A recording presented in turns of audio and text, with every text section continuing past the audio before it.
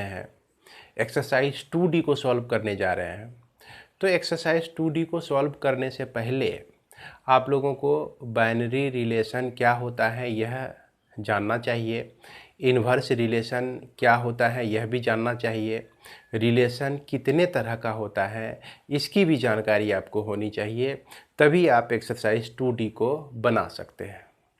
तो चलिए हम लोग शुरू करते हैं एक्सरसाइज 2D के पहले नंबर प्रॉब्लम से।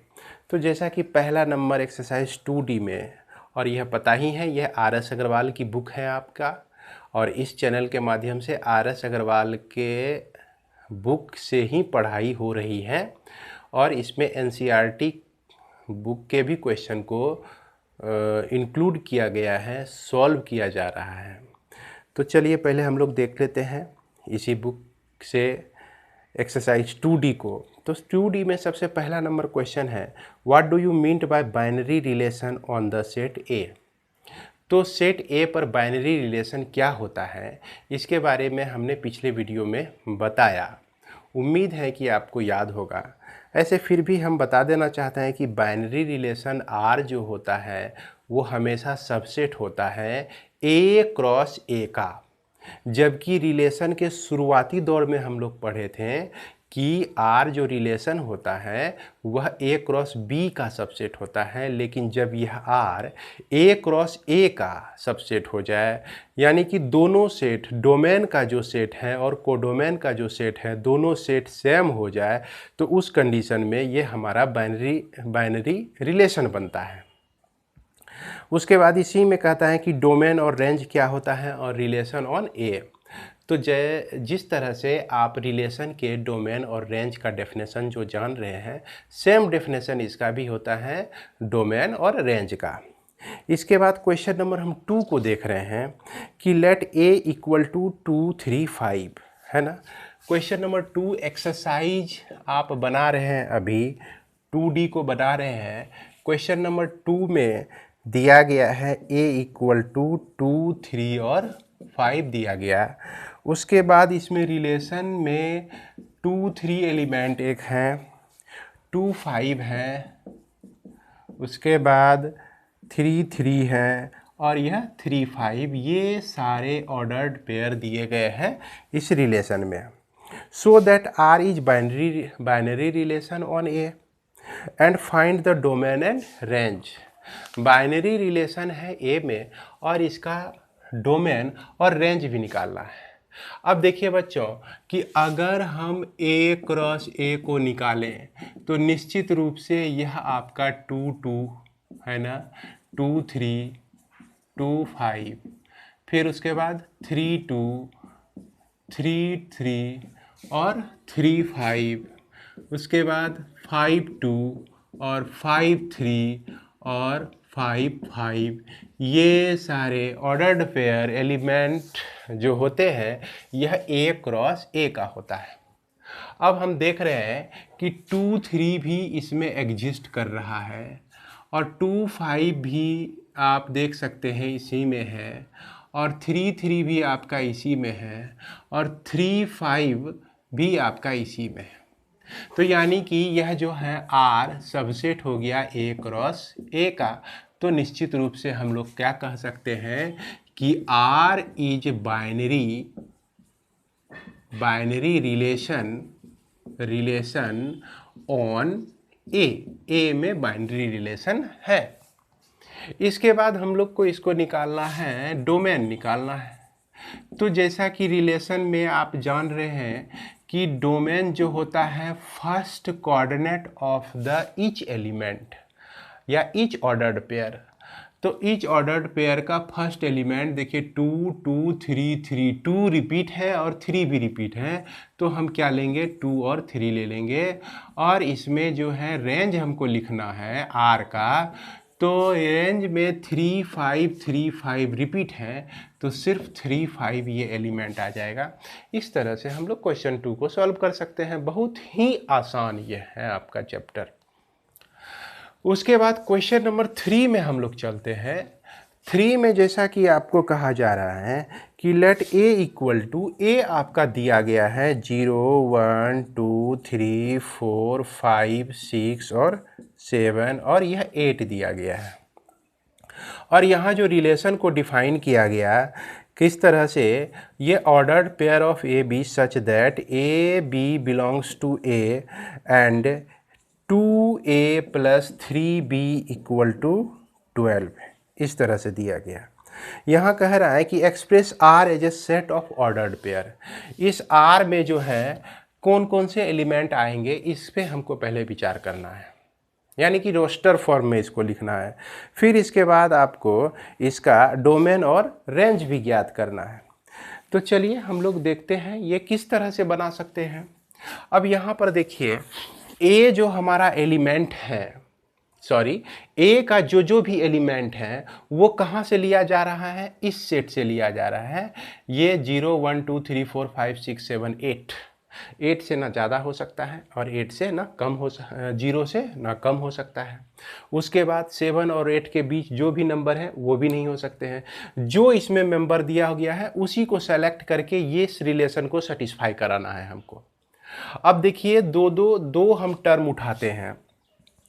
यदि हम इससे 0 1 उठा लें और इससे हम 3 4 उठा लें, है ना, तो 0 4 यहाँ पर पुट कीजिए तो 2 इंटू 0 प्लस 3 इंटू 4 पुट करने से यह 12 आ जाता है। देखिए यह 0 प्लस 12 इक्वल टू 12 आ जाता है। तो इसका मतलब हुआ कि यह जो आपका ऑर्डर्ड पेयर है इस रिलेशन को सेटिस्फाई कर रहा है। ये जो आपका इक्वलिटी का रिलेशन है यहाँ पर, इसको सेटिस्फाई कर रहा है, तो 0 4 इसका एलिमेंट हो जाता है।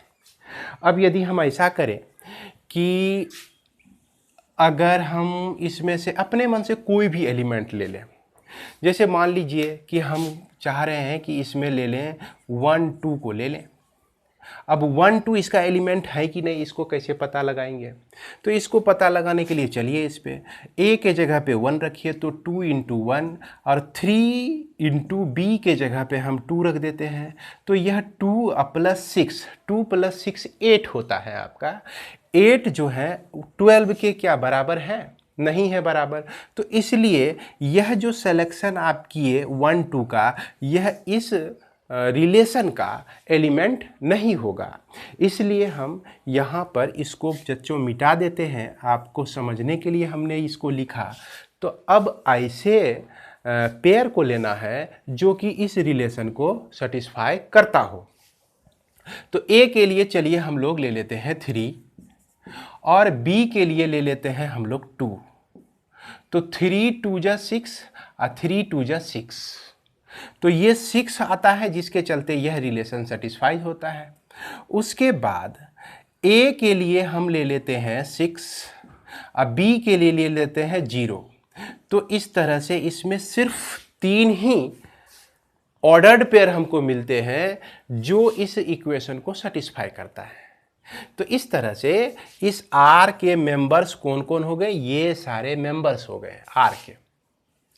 अब इसमें आपको ये पता लगाना है कि यहाँ पर इसका डोमेन क्या है। पूछ रहा है डोमेन R का क्या होगा। तो जान ही रहे हैं डोमेन तो बहुत क्लास से निकालते हुए आ रहे हैं। ये आपका 0 3 और 6 इसका डोमेन हो गया।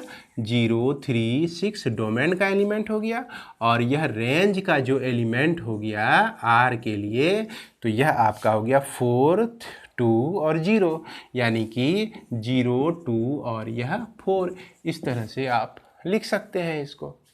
तो उम्मीद है कि यह क्वेश्चन नंबर 2 और 3 आप लोग बना लिए होंगे अपने से, लेकिन फिर भी अगर दिक्कत होती है तो आप इस वीडियो में इसका सॉल्यूशन देख सकते हैं। अब क्वेश्चन नंबर 4 की बारी आती है। क्वेश्चन नंबर 4 जो है आपको पिछले वीडियो में जब हमने पढ़ाया इन्वर्स का डेफिनेशन बताया, तो उसी इन्वर्स के डेफिनेशन के वो यही एक्सरसाइज 2D के क्वेश्चन नंबर 4 को ही पूरा बनाया था। आप ठीक इसके पिछले लेक्चर में देख सकते हैं उसका सॉल्यूशन, और हमें तो लगता है कि आप बना भी सकते हैं इसको, ये बहुत ज़्यादा भारी नहीं है। इसके बाद हम लोग चलते हैं क्वेश्चन नंबर 5 में।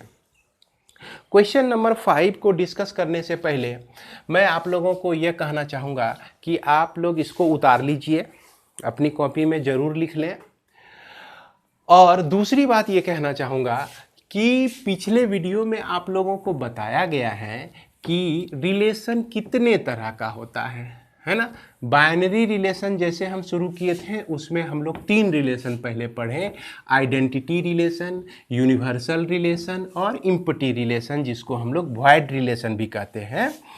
और उसके बाद टाइप्स ऑफ रिलेशन में हमने जाना कि 3 तरह का होता है, जो कि RST होता है, R for reflexive, S for symmetric और T फॉर ट्रांजिटिव।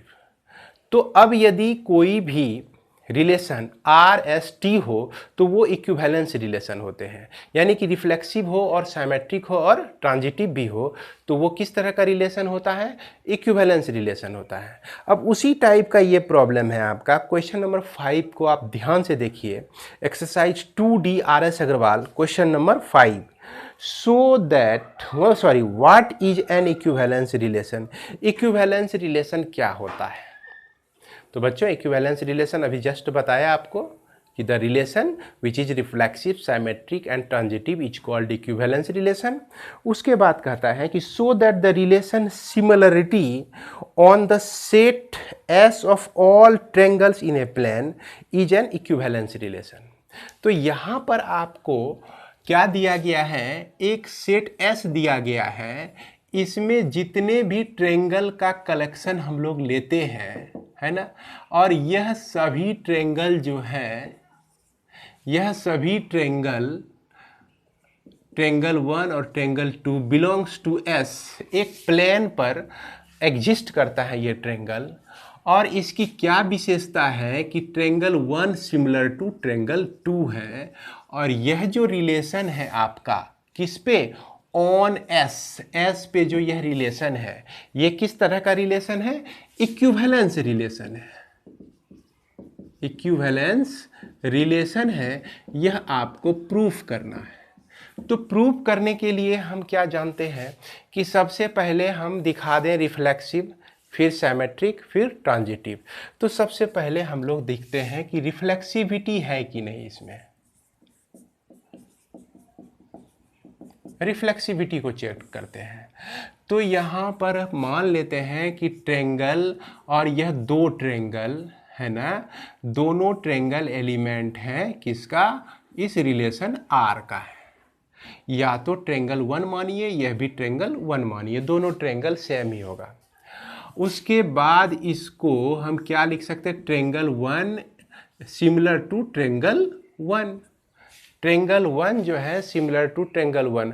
ऐसे भी हम लोग जानते हैं कि कोई भी ट्रायंगल जो होता है सिमिलर टू इटसेल्फ होता है, या कोई भी triangle, any triangle is congruent to itself, ये दोनों चीज़ जानते हैं।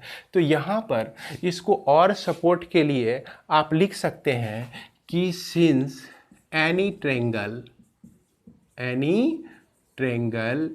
इज सिमिलर टू इटसेल्फ, खुद का वह जो है सिमिलर होता है। इसका मतलब क्या हुआ कि यह जो है आपका ट्रायंगल 1 और ट्रायंगल 1 निश्चित रूप से इस रिलेशन में एग्जिस्ट कर रहा है, यानी कि सिमिलरिटी जो है एग्जिस्ट कर रहा है किस कंडीशन में, रिफ्लेक्सिविटी के कंडीशन में सिमिलरिटी एग्जिस्ट कर रहा है। यानी कि सिमिलरिटी जो हुआ ये आपका रिफ्लेक्सिव है, ये जो रिलेशन बना रहा है किस तरह का रिलेशन बना रहा है, रिफ्लेक्सिव है। तो हम कह सकते हैं कि देयरफॉर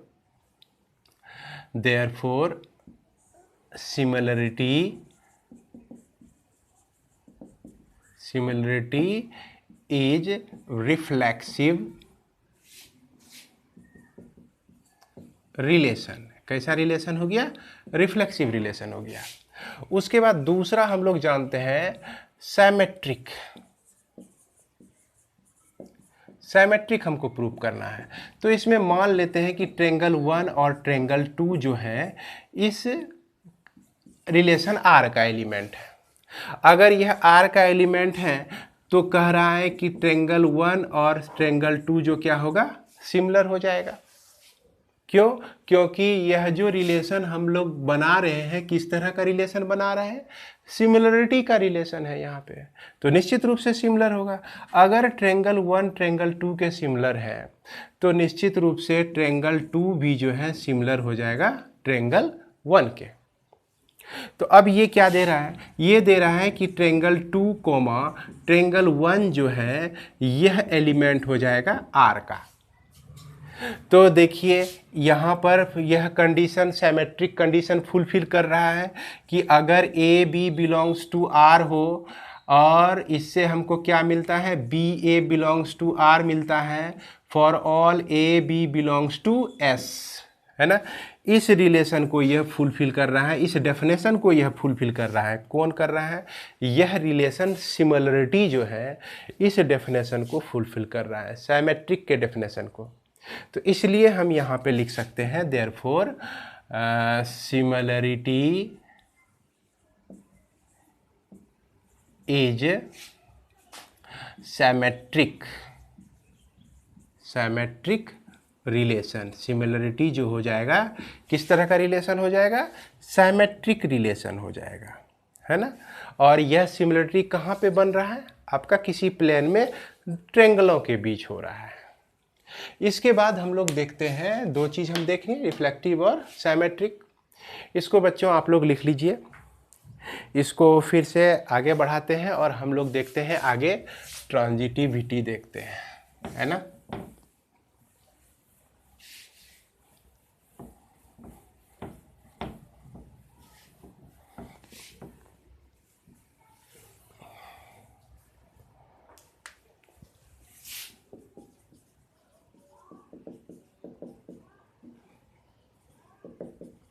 ट्रांजिटिविटी के लिए हम लोग जान रहे हैं कि अगर दो ट्रेंगल हम लेते हैं, यह दोनों ट्रेंगल आर का एलिमेंट है, इसके साथ साथ ट्रेंगल 2 और ट्रेंगल 3 भी जो है यह एलिमेंट है इस रिलेशन का।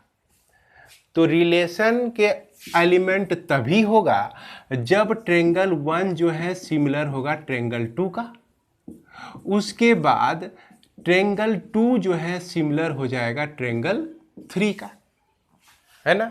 और यह जो है आपका सभी ट्रेंगल 1 ट्रेंगल 2 ट्रेंगल 3 जो है सब किसका एलिमेंट है, एस का एलिमेंट है। चूंकि एस एक ऐसा सेट हम लिए हुए हैं जिसमें सारे सिमिलर ट्रेंगल का जो है कलेक्शन है।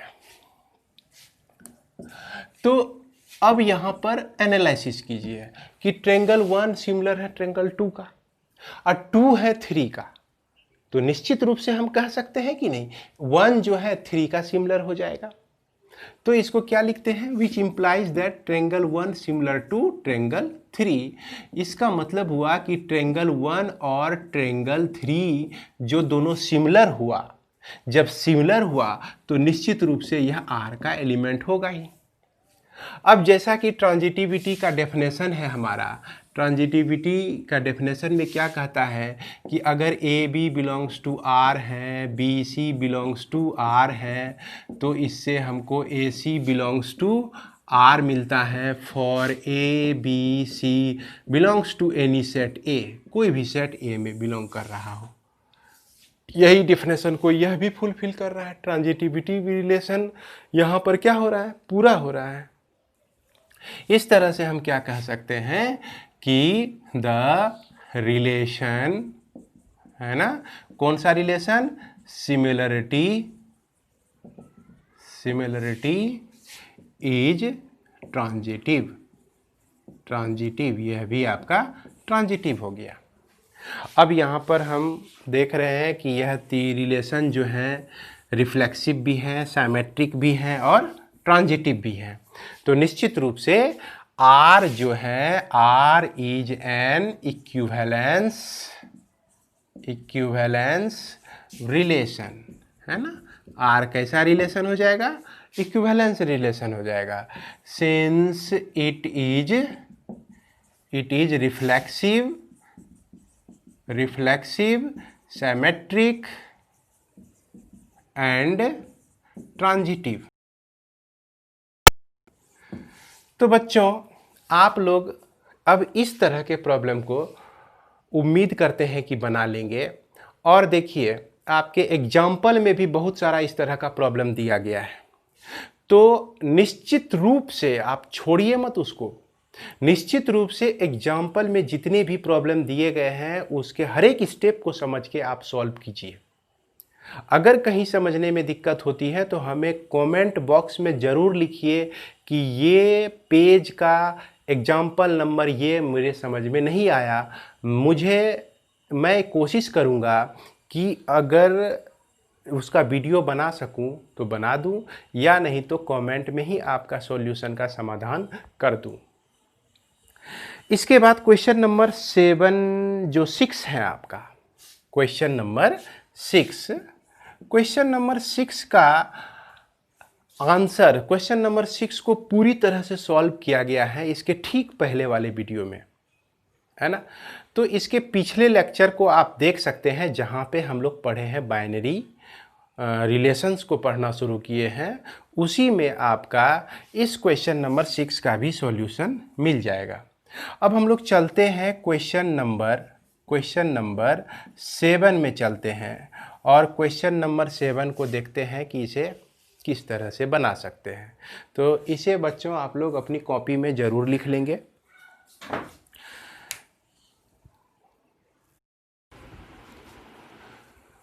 तो आइए बच्चों, हम लोग देखते हैं क्वेश्चन नंबर 7 को।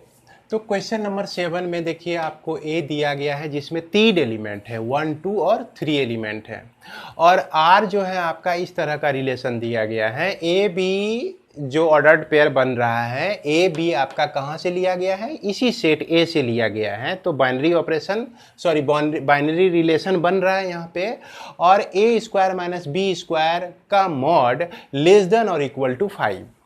अब सोचिए कि a और b का वैल्यू आपको इसी 1, 2, 3 से उठाना है और इसको सेटिस्फाई करे इस तरह का ऑर्डर पेयर ढूंढना है आपको। तो सबसे पहले हम लोग इस r को लिखने में क्या करते हैं कि एक एक एलिमेंट पर विचार करते हैं, चूंकि आपके दिमाग में यह बैठा होना चाहिए कि a क्रॉस a क्या होता है। a क्रॉस a में कितने एलिमेंट होते हैं यहाँ के कंडीशन में, इस कंडीशन में A क्रॉस A में 9 एलिमेंट होंगे। कौन कौन से एलिमेंट होंगे, 1, 1, 1, 2, 1, 3, फिर 2, 1, 2, 2, 2, 3, फिर 3, 1, 3, 2, 3, 3, इस तरह से ये सारे एलिमेंट होंगे। और एक एक एलिमेंट को हम लोग उठाते हैं। जैसे 1, 1 को हम लिए, अगर 1, 1 को हम लेते हैं और इसमें रख के देखते हैं, किस में रख के देख रहे हैं, a square minus b square का mod less than equal to 5, 1 का स्क्वायर, यह तो आपको 0 हो जाता है, 0 है जो लेस देन इक्वल टू 5 है। तो चलिए ठीक है, 1, 1 हमारा आ जाएगा। 2, 2 हम लेते हैं, चलिए एक ऑर्डर वे में लेते हैं। 2, 2 लिए तो 2 का स्क्वायर माइनस 2 का स्क्वायर 0, 2, 2 भी आ जाएगा। अगर 3 और 3 यह ऑर्डर्ड पेयर ले लिए तो यह 3, 3 भी इसको सेटिस्फाई कर रहा है। रख के देखिए वैल्यू, यह 3 का स्क्वायर माइनस 3 का स्क्वायर क्या होता है आपका, 0 होता है, 0 लेस देन इक्वल टू 5, यानी कि 5 से 0 छोटा है आपका। तो चलिए इस 3, 3 को भी ले सकते हैं। अब यहाँ पर हम और दूसरा लेते हैं, 2, 3 लेते हैं। किसको लेते हैं, 2, 3 को। तो 2 का स्क्वायर करेंगे माइनस 3 का स्क्वायर करेंगे और इसका मॉड सोचेंगे। 2 का स्क्वायर 4 होता है, माइनस 9, यह जो है 5 लेस देन और इक्वल टू 5, तो यहाँ लेस देन नहीं रह जाएगा, इक्वल टू हो जाएगा। इक्वल टू भी यहाँ पर क्या है, वैलिड है। तो इसके चलते जो है 2, 3 इसका एलिमेंट हो जाता है, तो निश्चित रूप से 3, 2 भी इसका एलिमेंट हो जाएगा। अब हम सोचते हैं 1, 3 के बारे में। अगर 1, 3 इसका एलिमेंट होता है तो 3, 1 भी इसका एलिमेंट होगा। तो इसको हम लोग सॉल्व करके देखते हैं। 1, 3 यहाँ पे रख के हम देखते हैं। 1 का स्क्वायर माइनस 3 का square less than equal to 5 होना चाहिए। तो 1 minus 9 less than equal to 5, यानी कि यह जो है 8 minus 8 less than equal to 5, और यह 8 लेस देन इक्वल टू 5, यह ट्रू है या फॉल्स है, बताइए। यह क्या हो गया आपका, फॉल्स हो गया। इस रिलेशन को यह सेटिस्फाई नहीं किया, तो इसीलिए बच्चे 1 3 जो हैं इसको अलाउ नहीं करेंगे। इस रिलेशन में हम लोग अगर 1 3 को अलाउ नहीं करते हैं तो 2 3 को भी अलाउ नहीं करेंगे। इसके बाद हम लोग और देखने की कोशिश करते हैं, 1 2 को देखते हैं और 2 1 को। 1 2 और 2 1 को रखिएगा तो यह जो है इस रिलेशन के लिए, मतलब इस रिलेशन को सेटिस्फाई करता है। तो इस तरह से हम देख रहे हैं कि इसमें जो है कौन कौन से एलिमेंट आ गए और यही सारे एलिमेंट जो हैं इस आर का मेंबर्स हो जाएगा। अब क्या कहता है कि mention whether R is reflexive symmetric transitive, है ना। अब हमको चेक करना है कि यह रिफ्लेक्सिव है कि नहीं, रिफ्लेक्सिविटी को चेक करना है। रिफ्लेक्सिविटी में हम देख रहे हैं कि हर एक ऑर्डर्ड पेयर इस आर का एलिमेंट है for all a belongs to A. A का जो एलिमेंट है सबके लिए, ए का एलिमेंट 1 है तो 1 1 मिल रहा है इसमें, ए का एलिमेंट 2 है तो 2 2 इसमें मिल रहा है, ए का एलिमेंट 3 है तो 3 3 भी इसमें मिल रहा है। तो इस तरह से जो रिलेशन है ये आपका क्या हो गया, यहाँ तक के लिए यह रिफ्लेक्सिव हो गया, यानी कि देयरफॉर आर इज रिफ्लेक्सिव हो गया। उसके बाद दूसरा हम लोग देखते हैं साइमेट्रिक।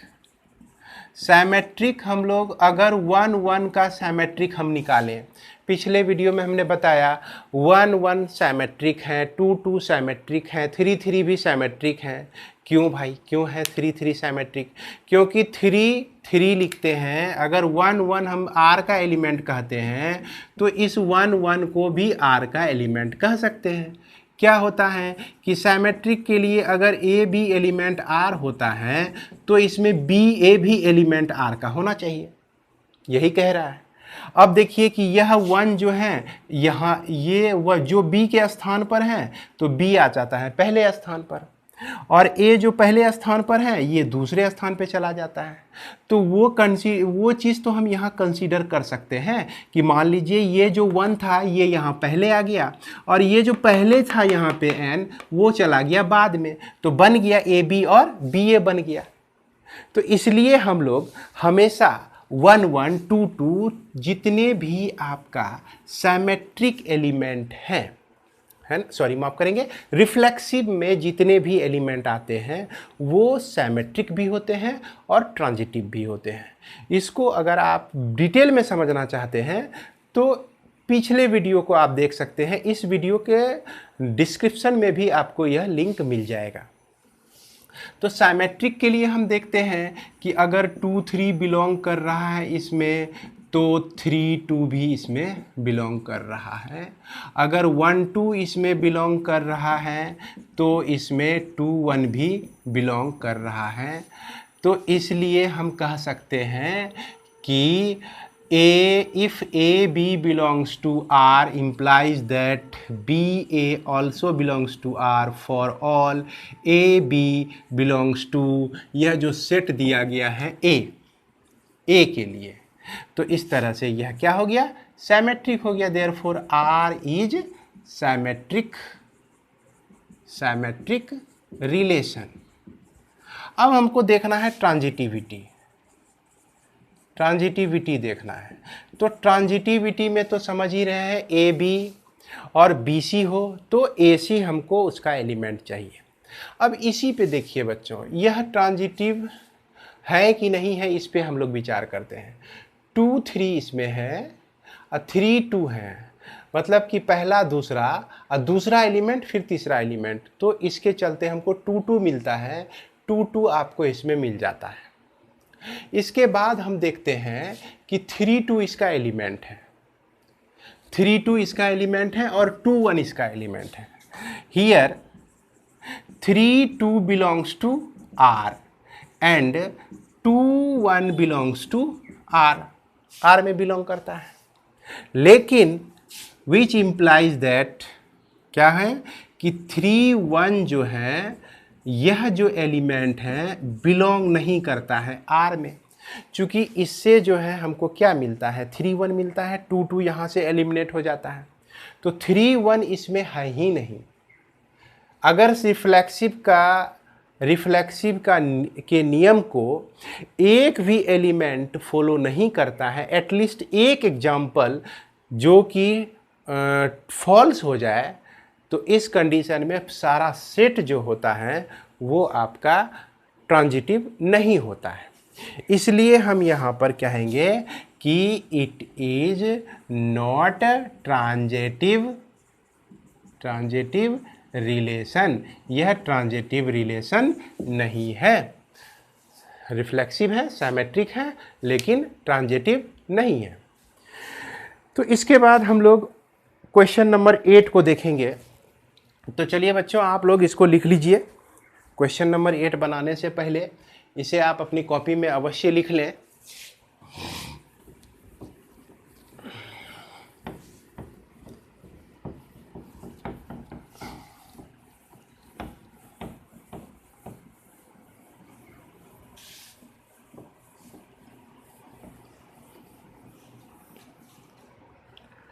क्वेश्चन नंबर 8 सब तो बहुत हल्का है, लेकिन फिर भी आप देखिए शॉर्ट में इसको डिस्कस हम कर रहे हैं।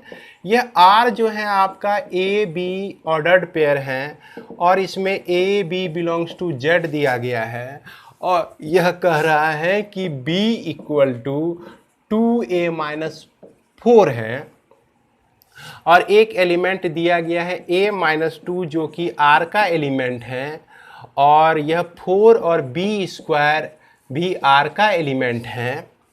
तो आपको फाइंड करना है a का वैल्यू क्या होगा और b का वैल्यू क्या होगा, है ना, ये फाइंड करना है।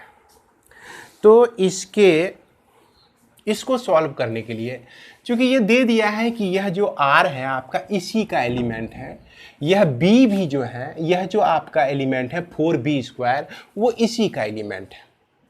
जब यह इसका एलिमेंट है तो इसके रूल को फॉलो करेगा ही करेगा, यह भी एलिमेंट जो है इस रूल को फॉलो करेगा ही करेगा। तो यहां पर ऑर्डर्ड पेयर जब ए बी होता है तो इसको हम ऐसे लिखते हैं कि b equal to 2a minus 4। तो यहां पर देख सकते हैं कि ए बी जो है इक्विवेलेंट है a माइनस 2 के, तो a के जगह पे a रख देंगे, b के जगह पे हम माइनस 2 रख देंगे। तो minus 2 equal to 2 into a minus 4, तो यह 2a equal to minus 2 plus 4, और a का वैल्यू 2/2 इक्वल टू क्या निकल जाता है आपका 1 निकल जाता है। अब इसके बाद again b equal to 2a minus 4, ये हमारा रिलेशन दिया गया है। अब इसमें एलिमेंट क्या है 4 और b स्क्वायर है, जो इक्विवेलेंट है ए बी के, यानी कि बिलोंग्स टू R, ये दोनों जो है R में बिलोंग करता है आपका। A के लिए हम 4 ले सकते हैं, B के लिए b स्क्वायर ले सकते हैं।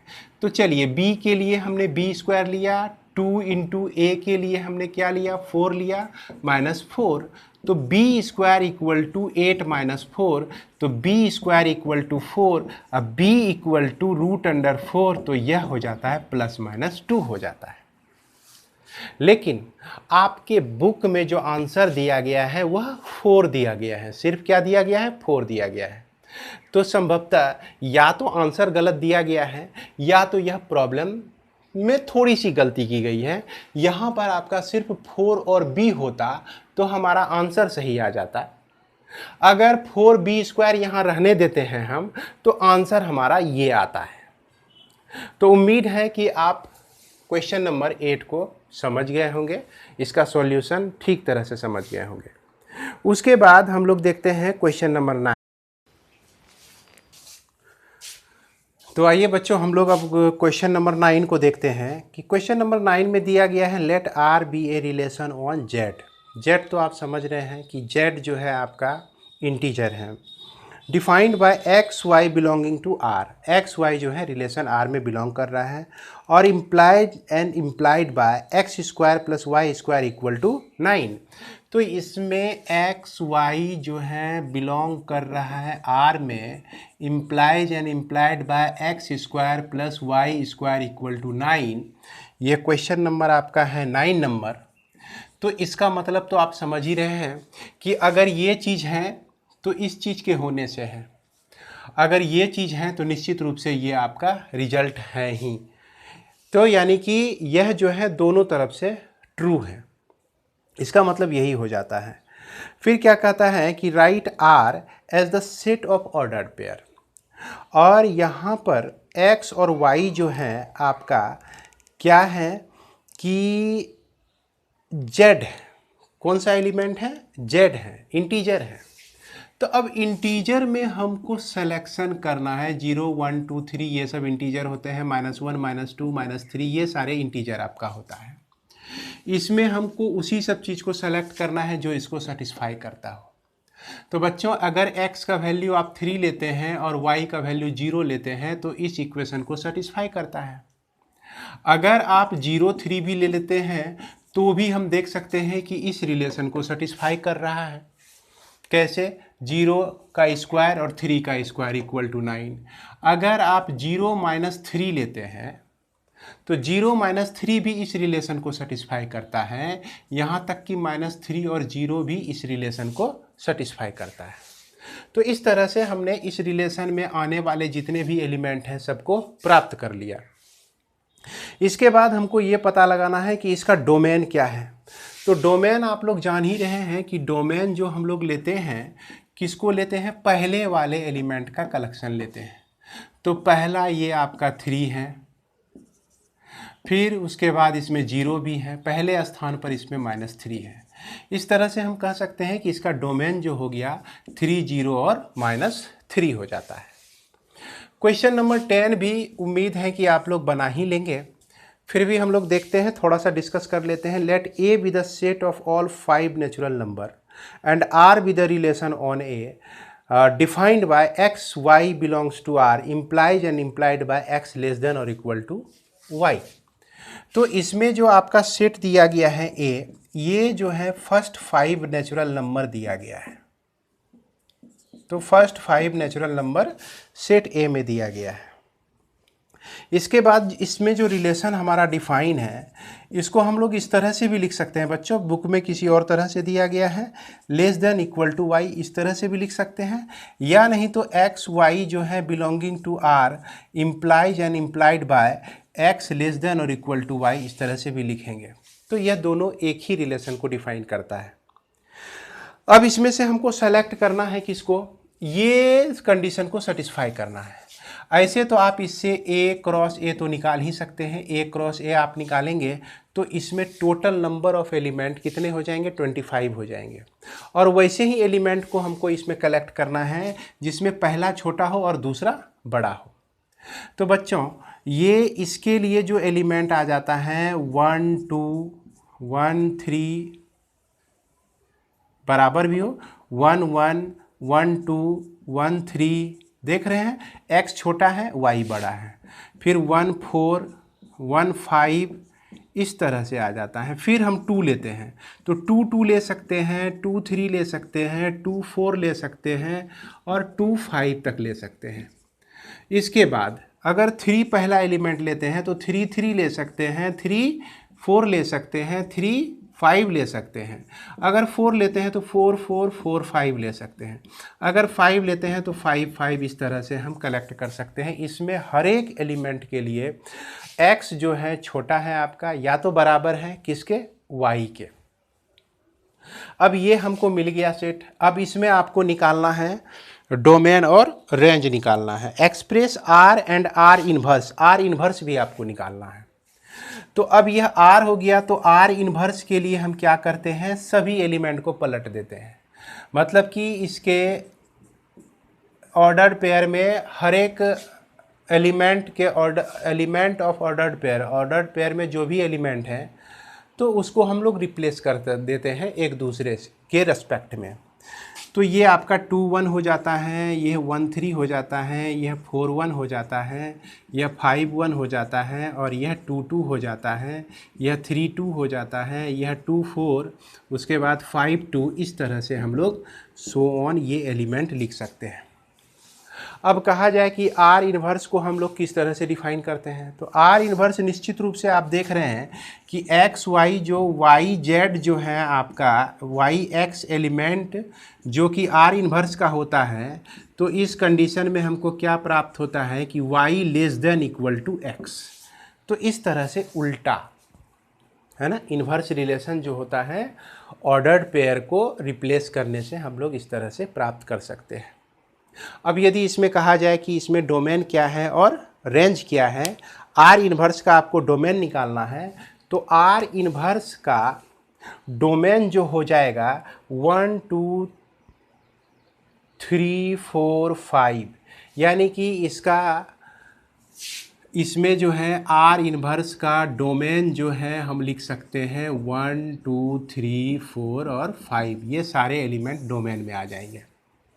उसके बाद इसी 10 में आपको निकालना है रेंज आर का, है ना, रेंज आर का रेंज निकालना है। तो आर में चलते हैं हम लोग, ये आ गए आर में, और रेंज इसका देखना है तो नेक्स्ट मतलब कि दूसरा कोऑर्डिनेट हमको देखना है, 1 है 2 है 3 है 4 है 5 है, फिर 2 रिपीट है, 3 4 5 ये सब रिपीट हैं, तो मिला जुला के हम 1 2 3 4 और 5 ही हमको प्राप्त होता है। इस तरह से क्वेश्चन नंबर 10 में हम लोग डोमेन और रेंज को निकाल सकते हैं। इसके बाद हम लोग आगे बढ़ते हैं और देखते हैं क्वेश्चन नंबर 11। तो उम्मीद है कि बच्चों क्वेश्चन नंबर 11 आप लोग बना लेंगे, क्योंकि क्वेश्चन नंबर 11 में आप देख सकते हैं x square plus y square 25 है, और इसमें एक्स और वाई का वैल्यू जो है आपका लिया गया है इंटीजर से। तो ऐसे सुन लीजिए कि आपका 0 का स्क्वायर प्लस 5 का स्क्वायर 25 होता है। इसमें एलिमेंट कौन कौन से आ जाएंगे, 3 का स्क्वायर प्लस 4 का स्क्वायर जो होता है वो भी 25 होता है, और 5 का स्क्वायर प्लस 0 का स्क्वायर वह भी 25 हो जाता है। चूँकि यह जेड है तो एक बार माइनस में भी ले लेंगे और हम इसको प्लस में भी ले लेंगे। 11 नंबर के क्वेश्चन को आप लोग खुद बनाइए, 12 नंबर भी हमें उम्मीद है कि बना सकते हैं। उसके बाद 13 नंबर का क्वेश्चन आप देख रहे हैं, a b list all the relation a and find their numbers. तो इसमें ए में कितने रिलेशन बनते हैं क्वेश्चन नंबर 13 में, ये आपको निकालना है, जबकि 2 एलिमेंट हैं। तो रिलेशन निकालने के लिए आप लोगों को फार्मूला बता दिया गया है। पहले हम ए क्रॉस ए निकालते हैं तो 4 एलिमेंट होता है, और नंबर ऑफ़ रिलेशन यानी कि नंबर ऑफ़ सबसेट्स, तो नंबर ऑफ़ सबसेट जो हो जाता है 2 पर पावर यहाँ पर हो जाएगा 4 हो जाएगा, तो यानी कि 16 हो जाएगा। इसके बाद क्वेश्चन नंबर 14 देख सकते हैं, इसमें आपका क्या दिया गया है कि ए बी दिया गया है, a B belongs to N दिया गया है, ए लेस देन बी दिया गया है, so that R is binary relation on N which is neither reflexive nor symmetric or nor and so that R is transitive. तो उम्मीद है कि 14 नंबर का प्रॉब्लम जो है आप बना लेंगे। अगर फिर भी आपको 14 नंबर में दिक्कत हो जाती है, चूँकि आप जो है क्वेश्चन नंबर 10 को बनाए हुए हैं और क्वेश्चन नंबर 10 के आधार पर ही यह 14 नंबर कुछ लग रहा है, चूँकि ए लेस देन बी इसमें दिया गया है, तो इसके आधार पर हम नंबर का सिलेक्शन तो कर ही लेंगे, कितने कौन कौन से एलिमेंट होंगे इसमें ये तो सिलेक्शन कर ही लेंगे। अब चूँकि ए लेस देन बी है तो इसलिए हमारा 1 1 इसमें नहीं आएगा, इस एलिमेंट में 1 1 नहीं आ सकता है। थोड़ा सा हम इसकी चर्चा करते हैं, आपको बोर्ड पर करते हैं बच्चों क्वेश्चन नंबर 13 का।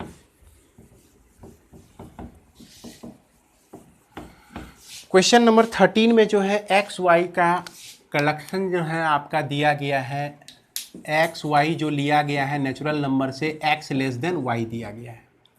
अब देखिए कि 1 1 को तो हम ले नहीं सकते हैं, क्योंकि 1 लेस देन 1 तो होगा नहीं। ये 1 1 2 2 3 3 ये सारे एलिमेंट हमारा नहीं हुआ। इसमें हम क्या देखते हैं कि एक्स वाई है आपका, अगर हम 2 3 लेते हैं तो हम 3 4 भी ले सकते हैं और 2 4 भी ले सकते हैं बच्चों, है ना। अब एक चीज़ और देखिए कि अगर हम 2 3 लिए हुए हैं, मान लीजिए कि हम लोग 5 और 7 लिए हुए हैं, तो 7 5 को नहीं ले सकते हैं। क्यों नहीं ले सकते हैं? क्योंकि 7 less than y, 7 less than 5 ये नहीं होगा। तो ये अगर होता तो सिमेट्रिक होता, है ना। इस तरह का कंडीशन इसके चलते फुलफिल हो ही नहीं रहा है, तो इसीलिए यह सिमेट्रिक भी नहीं हो सकता है।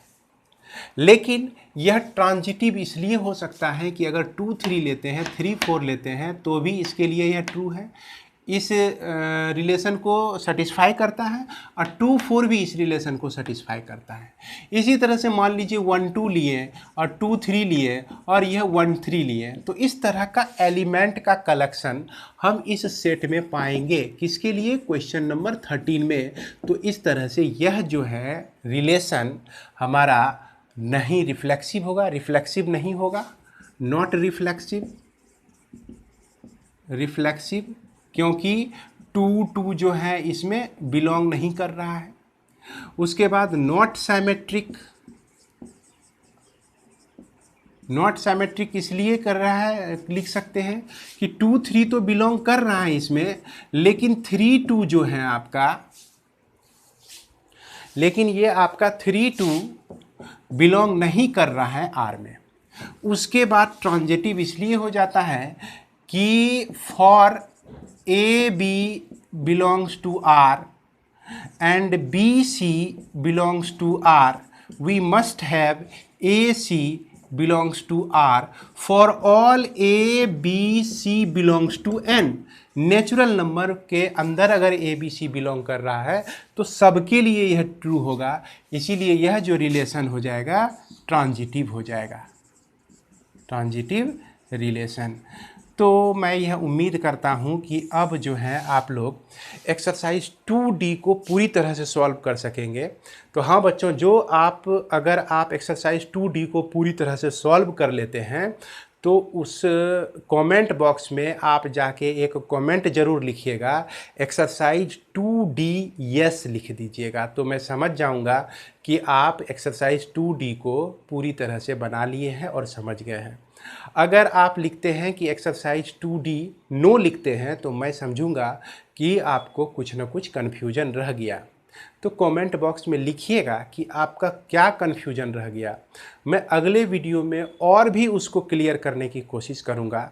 इसी के साथ मैं इस वीडियो को विराम देता हूं, इस क्लास को अब समाप्त करता हूं। फिर अगले क्लास में मिलते हैं, तब तक के लिए धन्यवाद। जय हिंद।